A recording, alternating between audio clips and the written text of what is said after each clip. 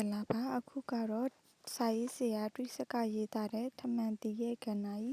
ပြင်တရေယတနာမြေအပိုင်း3ကိုဖတ်ပြပေးသွားမှာဖြစ်ပါတယ်တကယ်လို့ငယ်ဘဝကိုတတိယစေတဲ့ဒီရုပ်ပြဇာတ်လမ်းတွဲစာအုပ်လေးတွေကိုနားဆင်ခြင်းနဲ့ဆိုရင်တော့ TikTok အကောင့်လေးကို follow လုပ်သွားပေးကြအောင်နော်ထိုညတွင်ကျွန်ုပ်သည်အိမ်မက်တစ်ခုမြင်မက်လေသည်အိမ်မက်ထဲတွင်ကျွန်ုပ်စီသို့မူကြီးတစ်ကောင်ရောက်လာပြီးကြည့်နေရင်မှာပင်တစမဟူရာဧကရီဆိုသောမိန်းကလေးအသွင်ပြောင်းလဲသွားလေသည်အိမ်မက်ထဲ၌သူမကကျွန်တော်အားအောက်ပါစကားများကိုပုံမြင်တပုတ်လိုပြောကြလေသည်သူမသည်အခြားမဟုတ်ရှေ့အတိတ်ဘဝကတိုင်းပြည်ကိုအုပ်ချုပ်စိုးစံခဲ့သောအနုယတဘုရင်မှတပါးဖြစ်ကြောင်းသူမချစ်သူနှင့်လက်ဆက်ပေါင်းဖက်ခဲ့ရပြီးဘဝတစ်ပါးသို့ပြောင်း၍နောက်ဘဝ၌ပြန်လည်ဆုံစည်းကြရန်စုပန်ခဲ့ကြသဖြင့်ယခုသူမသည်အတိတ်ဘဝကစုပန်ခဲ့သည့်အတိုင်းဘဝဟာကချစ်သူကိုလှည့်လည်ရှာဖွေလျက်ရှိကြောင်းသူမသည်အနုယတနက္ခတ်ဆောင်နတ်သားမှပေးသနား၍မွေးဖွားလာခဲ့သောနတ်မင်း၏သမီးတော်တစ်ပါးဖြစ်ကြောင်းလက်ဝါးပြင်၌ပါလာသောဂျေဒါအမှတ်အသားကအတိတ်ဘဝမှာပါလာခဲ့ပြီးယခုဘဝမှာလည်းဆက်လက်ပါလာခဲ့ကြောင်းသူမ၏ရင်ညွတ်ထက်တွင်နဂါးလည်စစ်တံနက္ခတ်အမှတ်အသားတစ်ခုပါသောကြောင့်မွေများကိုလာစီလိုလာနိုင်ပြီးပြန်စီလိုပြန်နိုင်ရန်တကိုးသိဋ္ဌိများရှိကြောင်းကိုထစ်ထစ်ရှားရှားပြတ်ပြတ်သားသားပြောပြလေသည်ဆရာထမှန်တီကိုရောက်တဲ့အခါဆရာလိုချင်တဲ့ပစ္စည်းတစ်ခုကိုလိုက်ရှာရင်းထမှန်တီတောထဲကိုရောက်လာပါကကျွန်ုပ်နှင့်တစ်ကြိမ်ပြန်လည်ဆုံတွေ့နိုင်ပါတယ်ထို့သို့ပြောကြပြီးအိမ်မက်မှလန့်လို့သွားလေသည်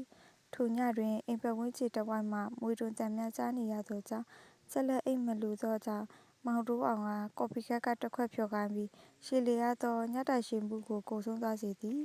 လေယာဉ်လက်မှတ်ရသောတစ်ရက်တွင်ကျွန်ုပ်သည်ခရီးထွက်ရန်ပြင်ဆင်ရလေသည်ထိုရက်များအတွင်း၌မဟူရာဧကရီကိုသော၎င်းသူမနှင့်စပ်လျဉ်းသောအကြောင်းအရာများအားထပ်မံ၍မကြားရတော့ပေကျွန်ုပ်မိတ်ဆွေကြီးဦးစောခွန်ရှိရာတနိုင်းသည်ကလွန်စွာမှသွားရေးလာရေးမလွယ်ကူသောအရပ်ဒေသတစ်ခုဖြစ်ပေ၏ခဏီးသို့လေယာဉ်လမ်းတစ်ခုသာပေါက်ပြီးအခြားမည်သို့မှသွားရေးမရနိုင်လေရာပထမအစီအစဉ်အရခဏီးသို့လေယာဉ်ဖြင့်အရောက်သွားရလေ၏ခဏီးမှတဆင့်ခြေတွင်းမြစ်ရိုးအတိုင်းတနိုင်းသို့ရောက်အောင်လှေဖြင့်လူကြုံလိုက်ရလေ၏ခြေတွင်းမြစ်သည်အလိုရေစီးသန်နေရာအဆုတ်ခရီးပင်ကိုတနိုင်းသို့နေ့ချင်းပင်ရောက်လေ၏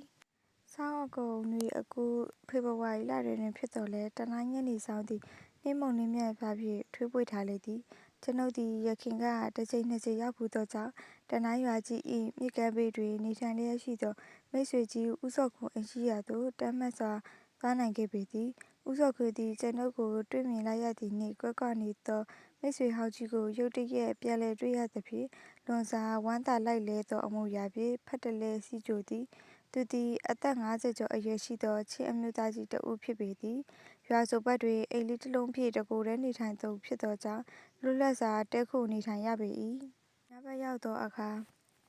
ဦးစောခွန်စီစဉ်ပေးသည့်ခေါင်ရည်စက်သားချောင်းမီးဖုံးနှင့်ကောက်ညှင်းကြည့်တောက်မုန့်ညင်းချေအစရှိသည့်တို့ကိုညစာအဖြစ်စားသုံးရလေရာလွန်စွာမှပင်ကတွင်မိန်လာ၏ကျွန်ုပ်တို့နှစ်ဦးသည်ထိုည၌အိပ်စက်အနားယူခြင်းမရှိကြဘဲရှေ့ပြေးနောက်ကြားများကိုပြောမဆုံးနိုင်အောင်ရှိကြတော့လေသည်နောက်တစ်နေ့တွင်ကျွန်ုပ်နှင့်ဦးစောခွန်တို့မှလိုအပ်သောလက်နက်ရိက္ခာပစ္စည်းများကိုယူဆောင်ကာထမှန်တီရွာသို့ခရီးဆက်ရပြန်သည်ဦးစောခွန်ကြိုတင်စီစဉ်ထားသည့်လှေတစ်စီးနှင့်ပင်ခြေတွင်းမြစ်အတိုင်းခရီးဆက်ကြခြင်းဖြစ်သည်